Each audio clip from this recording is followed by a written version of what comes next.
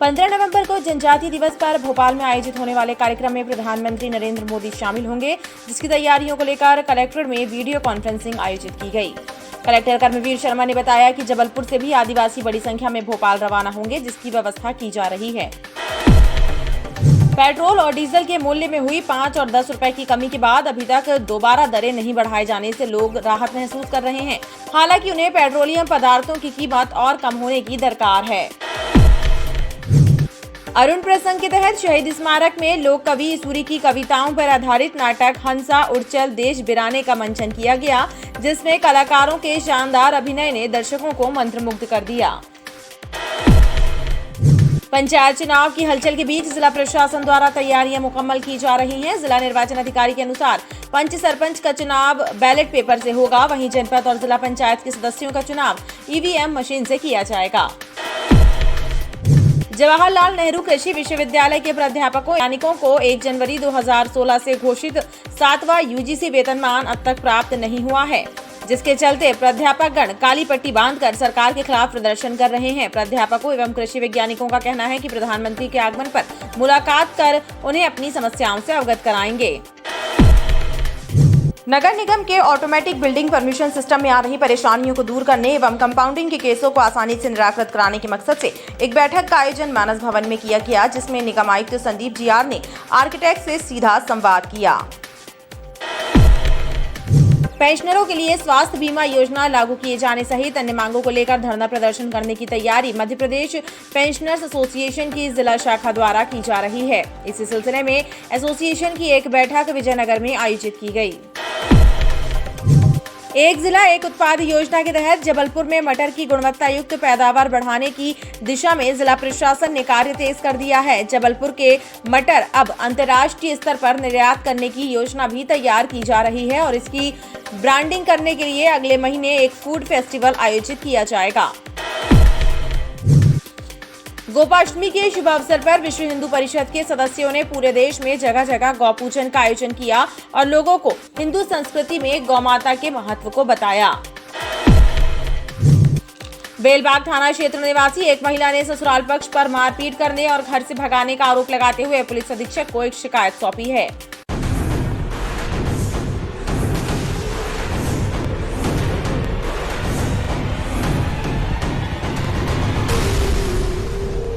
नमस्कार, स्वागत है आपका बीटीवी न्यूज में। आपके साथ मैं हूं सना और आइए करते हैं खबरों की शुरुआत, लेकिन सबसे पहले नजर डाल लेते हैं हेडलाइंस पर। जनजातीय गौरव दिवस पर आयोजित कार्यक्रमों की तैयारियों को लेकर मुख्यमंत्री ने वीडियो कॉन्फ्रेंसिंग से अधिकारियों और जनप्रतिनिधियों की ली बैठक। गोपाष्टमी के अवसर पर विश्व हिंदू परिषद और बजरंग दल के सदस्यों ने किया गौ पूजन, गौवंश के संरक्षण और संवर्धन का लिया संकल्प। 15 नवंबर को जनजातीय दिवस पर भोपाल में आयोजित होने वाले कार्यक्रम में प्रधानमंत्री नरेंद्र मोदी शामिल होंगे, जिसकी तैयारियों को लेकर कलेक्ट्रेट में वीडियो कॉन्फ्रेंसिंग आयोजित की गई। कलेक्टर कर्मवीर शर्मा ने बताया कि जबलपुर से भी आदिवासी बड़ी संख्या में भोपाल रवाना होंगे, जिसकी व्यवस्था की जा रही है। 15 दिसंबर को शहीद बिरसा मुंडा की जयंती जनजातीय दिवस के रूप में मनाई जाएगी। इस अवसर पर भोपाल में आयोजित कार्यक्रम में प्रधानमंत्री नरेंद्र मोदी भी शामिल होंगे। इसकी तैयारियों को लेकर मुख्यमंत्री शिवराज सिंह चौहान के द्वारा वीडियो कॉन्फ्रेंसिंग के जरिए कलेक्टर और जनप्रतिनिधियों की बैठक लेकर आवश्यक दिशा निर्देश दिए गए। कलेक्टर कर्मवीर शर्मा और पाटन विधायक अजय विश्वनोई ने बताया कि जनजातीय दिवस पर आयोजित कार्यक्रम में जबलपुर से भी आदिवासी बड़ी संख्या में भोपाल पहुंचेंगे, जिसकी व्यवस्थाओं से संबंधित दिशा निर्देश मुख्यमंत्री ने दिए हैं। देश भर में जनजातीय लोगों के उत्थान के लिए जो योजनाएं बनी है उस उन तक सीधे पहुँचाना है और उनके उत्थान को सुनिश्चित करना, उसके लिए आयोजन उत्सव पूर्व कार्रवाई हमारे लिए सुखद अवसर ये है कि उसका जो प्रमुख कार्यक्रम जिसमें कि स्वयं मुख्यमंत्री जी उपस्थित रहेंगे वो भोपाल में होने जा रहा है। उसमें तकरीबन 2 लाख आदिवासी भाई बहन हमारे जो विभिन्न जिलों से जबलपुर पहुंचने वाले हैं भोपाल, उन सब की व्यवस्थाओं के लिए आज की बैठक थी कि जबलपुर से जो जाने वाले लोग हैं उनकी व्यवस्थाएं क्या होंगी। माननीय मुख्यमंत्री जी ने वीडियो कॉन्फ्रेंसिंग के माध्यम से ये बताया कि रास्ते में किस प्रकार के लिए उनकी सुविधाएं मिलेंगी और भोपाल में उनको कैसे पहुंच के किस प्रकार आयोजन में शामिल होंगे। देखिए, 15 तारीख को जनजातीय गौरव दिवस मनाया जाना है और माननीय प्रधानमंत्री जी भोपाल में आ रहे हैं, तो हमारे यहाँ के भी जनजातीय भाई जो हैं वो उसमें सम्मिलित होंगे और यहाँ पर भी उस कार्यक्रम का प्रसारण, सीधा प्रसारण ग्रामीण स्तरों पे होगा। तो उस संबंध की तैयारी को लेके और उससे संबंधित जो कार्यक्रम है उसकी रूपरेखा को संबंध में आज चर्चा हुई है और इसकी तैयारियां हम लोग करवा रहे हैं। और ये कार्यक्रम अच्छा है, महत्वपूर्ण है और ये सफलतापूर्वक संचालित। पेट्रोल और डीजल के मूल्य में हुई 5 और 10 रुपए की कमी के बाद अभी तक दोबारा दरें नहीं बढ़ाए जाने से लोग राहत महसूस कर रहे हैं। हालांकि उन्हें पेट्रोलियम पदार्थों की कीमतें और कम होने की दरकार है। पेट्रोल डीजल के मूल्य में हुई कमी के बाद दोबारा दरों में वृद्धि न होने से शहरवासी राहत महसूस कर रहे हैं। हालांकि उनका कहना है कि लगातार हुई बढ़ोतरी के बाद मामूली राहत दी गई है, बल्कि पेट्रोल की दरें अभी और कम होनी चाहिए। Diwali gift from the government. The public is very happy, and I hope so that government further decrease the more duty so that people will have a more relax from the high inflation. देखिए, petrol के दाम कम होना ये तो जायज़ बात है और इतनी खुशी नहीं हुई है कि इतनी खुशी नहीं हुई है कि पेट्रोल के इतने दाम कम होने से, क्योंकि पेट्रोल के दाम जब बढ़ते हैं या घटते हैं तो सीधा इसका गरीब के चूल्हे पे इसका असर आता है। और आज की स्थिति जो है, महंगाई चरम सीमा पर है और हम ये चाहते हैं कि पेट्रोल 100 रुपये से कम दाम में होना चाहिए। तो हमारा यही अनुरोध है सरकार से, केंद्र सरकार हो चाहे स्टेट गवर्नमेंट हो, हम ये चाहते हैं कि गरीब के चूल्हे को देखते हुए खाद्य तेल के रेट जो है, जो पहले थे, कम से कम उस तरीके से होना चाहिए और जितना कम कर सकते हैं उतना कम होना। सामान्य व्यक्ति एक साधारण जीवन जीता है, हाई फाई लोगों के लिए रेट से कोई अंतर नहीं पड़ता, लेकिन गरीब के हित में पेट्रोल के रेट 100 रुपये से नीचे ही रहना चाहिए और होना भी चाहिए। अब खाद्य तेल के बारे में, गरीब तो तेल ही खाएगा, सब्जियों से लेकर हर चीज़ में, शुद्ध घी तो खाएगा नहीं, उसकी हैसियत नहीं है। तेल के रेट भी कम से कम 100 रुपया 150 रुपया लीटर से ऊपर नहीं जाना चाहिए। ये शासन को इस पर विचार करना चाहिए। शहरवासियों के अनुसार सरकार चाहे तो पेट्रोलियम पदार्थों के दामों पर नियंत्रण करने का प्रयास कर सकती है। अरुण प्रसंग के तहत शहीद स्मारक में लोक कवि ईसुरी की कविताओं पर आधारित नाटक हंसा उड़चल देश बिराने का मंचन किया गया, जिसमें कलाकारों ने शानदार अभिनय कर दर्शकों को मंत्रमुग्ध कर दिया। वरिष्ठ रंगकर्मी अरुण पांडे के रंगमंच में 50 वर्ष पूर्ण होने के अवसर पर आयोजित अरुण प्रसंग के तहत शहीद स्मारक प्रेक्षागृह में लोक कवि ईसुरी के जीवन और कविताओं पर आधारित नाटक हंसा उड़चल देश बिराने का मंचन हुआ। कलाकारों के उम्दा अभिनय ने दर्शकों का मन मोह लिया। जो कवित्र होए सो युम्दा लगन और रचैया मतलब की है रचनेवार। अब जा तो तुम मोई से पूछ लियो मोई का मोबाइल घर के वो देख पा रही जगह भी मैं भी नहीं लगा। अरे रज्जू अपने मन से तो की खोज छोड़ी लगा कागई मोरे होरी तोरे।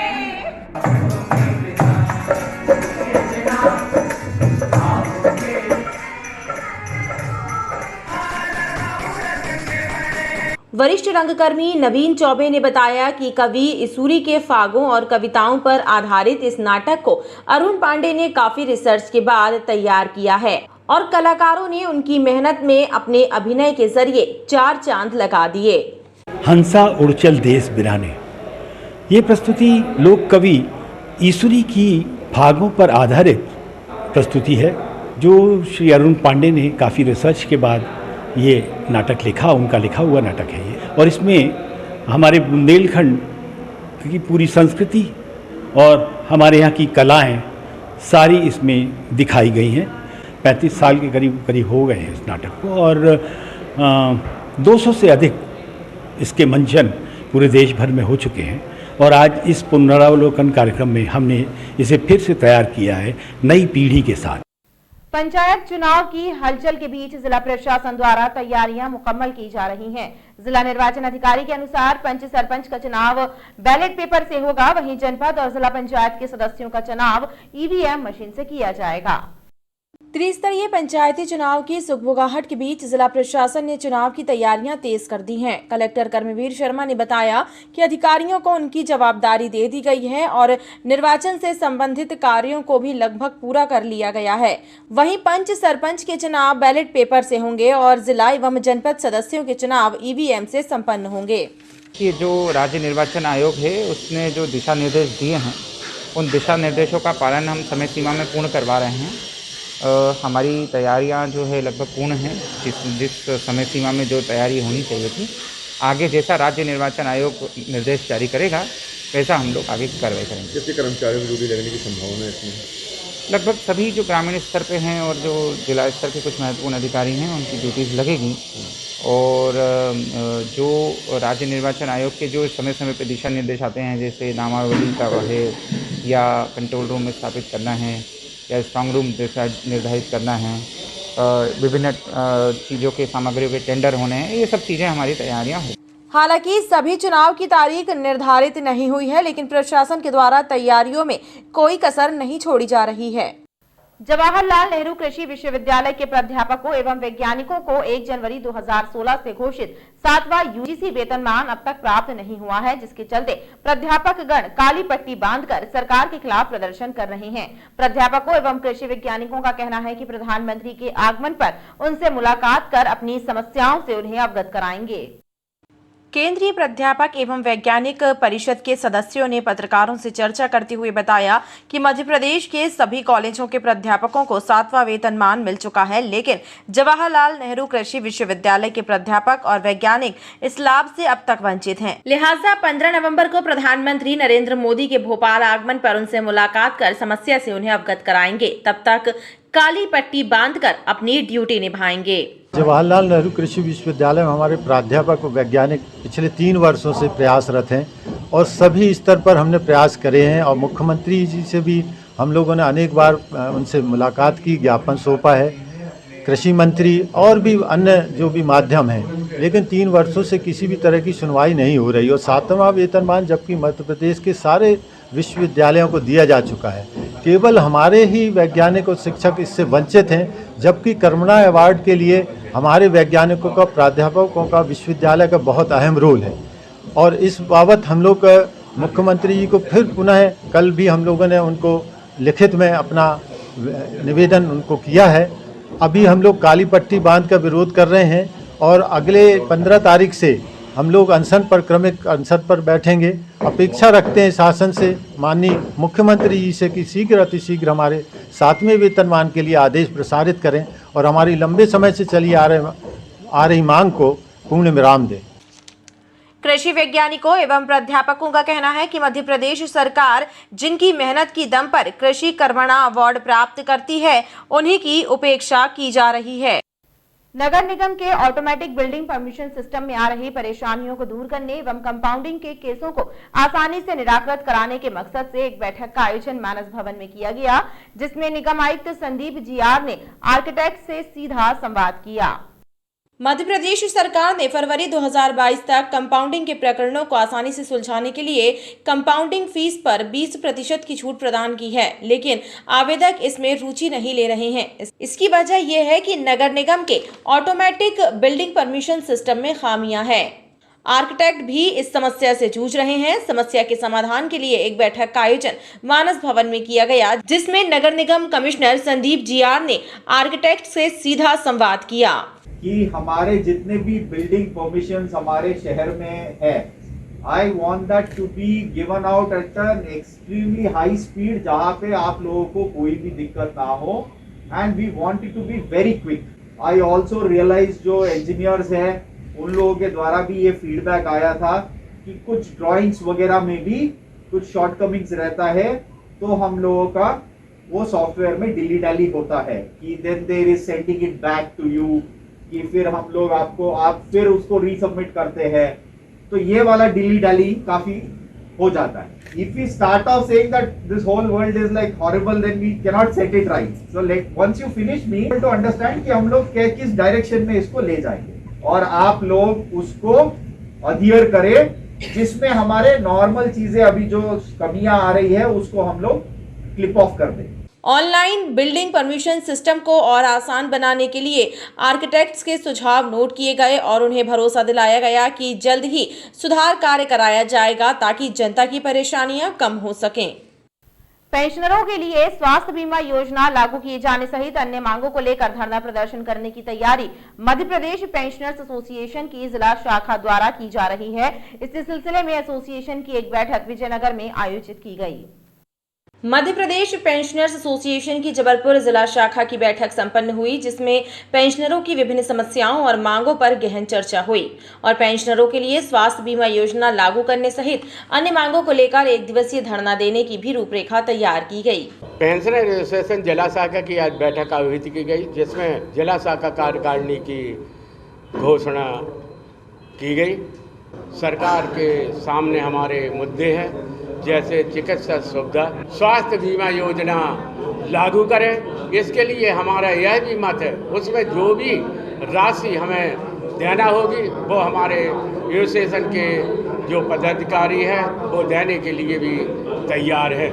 और सरकार सोचती है कि छत्तीसगढ़ और मध्य प्रदेश की धारा 49 के कारण हम नहीं कर रहे, तो हमारा सरकार से स्पष्ट कहना है कि हम सभी पेंशनर कि एक दिन का धरना रखेंगे और ज्ञापन देंगे।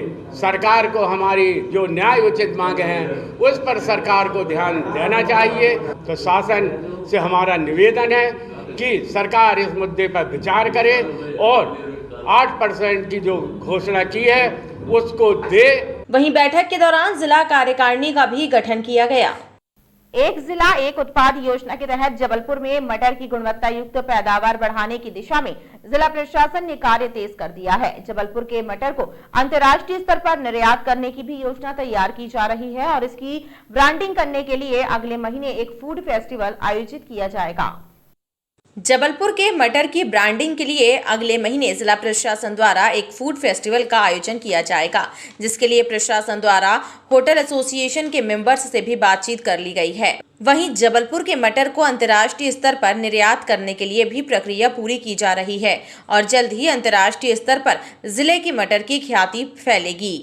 एक जिला एक उत्पाद केंद्र सरकार और राज्य सरकार की एक महत्वपूर्ण स्कीम है, जिसके तहत जबलपुर के लिए मटर का चयन किया गया है।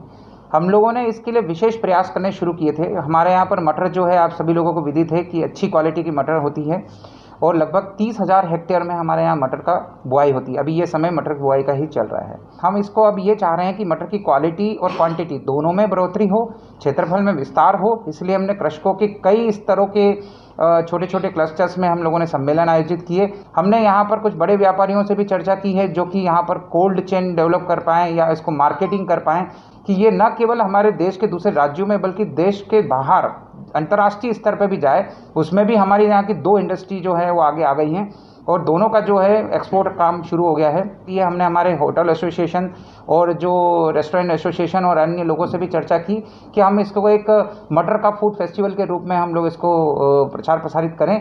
हर जिले में, हमारे जिले में कि स्पेशल डिश के रूप में वो संचालित हो। हम आपके माध्यम से आग्रह करेंगे कि ये जबलपुर के गौरव का विषय है। हमने इसी चीज़ को ब्रांडिंग करने के लिए एक लोगो भी आइडेंटिफाई करके रजिस्टर्ड कराया है कि ये जबलपुरी मटर है। जबलपुरी मटर के रूप में हम उसको जो है प्रसार प्रसारित करना चाह रहे हैं। गोपाष्टमी के शुभ अवसर पर विश्व हिंदू परिवार के सदस्यों ने पूरे देश में जगह जगह गौपूजन का आयोजन किया और लोगों को हिंदू संस्कृति में गौमाता के महत्व को बताया। संस्कारधानी में यह आयोजन धन्वंतरी नगर में हुआ, जिसमें बड़ी संख्या में गौभक्त शामिल रहे। विश्व हिंदू परिषद के सदस्यों ने गोपाष्टमी के अवसर पर धन्वंतरी नगर में गौपूजन का आयोजन किया, जिसमें बड़ी संख्या में गौभक्त शामिल रहे। आयोजन के जरिए प्रत्येक गौभक्त को संकल्प दिलाया गया कि कम से कम एक गौमाता के संरक्षण की जिम्मेदारी ले, ताकि गौवंश का संरक्षण और संवर्धन संभव हो सके।